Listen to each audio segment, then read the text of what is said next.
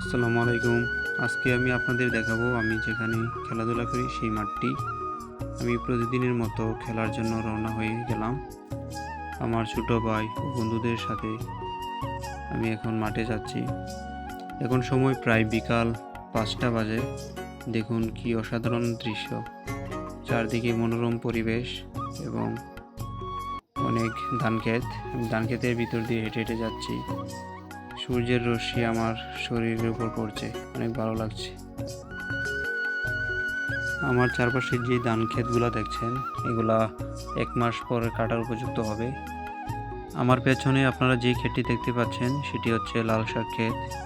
এখানে একজন কৃষক কাজ করছেন, উনি আমার প্রতিবেশী। আমরা এখন চলে যাচ্ছি মাঠে। আমি মাঠের খুব কাছাকাছি আছি। এখন আমি বাড়ির ভিতরে ঢুকে পড়েছি, বাড়ির পাশ দিয়ে চলে যাচ্ছি।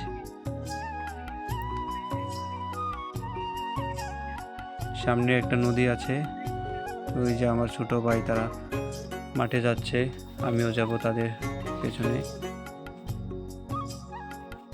সামনে যে নদীটা, এখানে আমরা অনেক মাছ ধরে থাকি বর্ষার সিজনে। এখন নদীতে পানি খুবই কম, বাট ছোট ছোট মাছ পাওয়া যায় এখানে। অনেক গভীর জায়গাটা।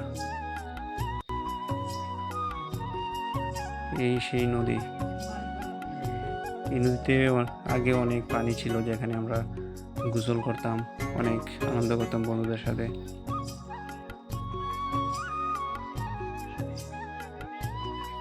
আমি যে মাঠটিতে খেলাধুলা করি সেই মাঠটি হচ্ছে ভারতের মেঘালয়ের পাদদেশে।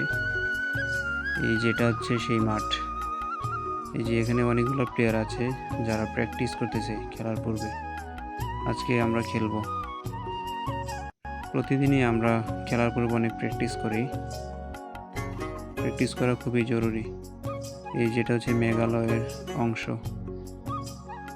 এটা হচ্ছে ইন্ডিয়ার বর্ডার।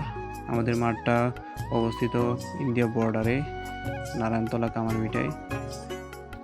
পাশে অনেকগুলো পাহাড় আছে, অনেক বড় বড় পাহাড়। দেখতে খুবই চমৎকার দৃশ্য। এই মাঠটি খুবই জনপ্রিয় হয়েছিল।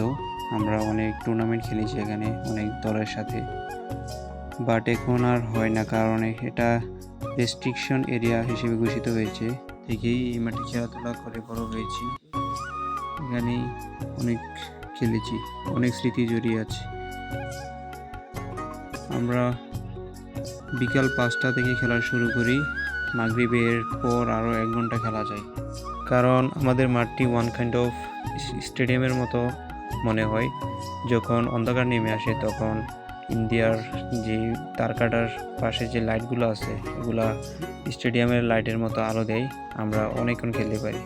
আমরা অনেকক্ষণ প্র্যাকটিসের পর খেলাধুলা শুরু করি। আমরা দুটো টিমে ভাগ হয়ে যাই।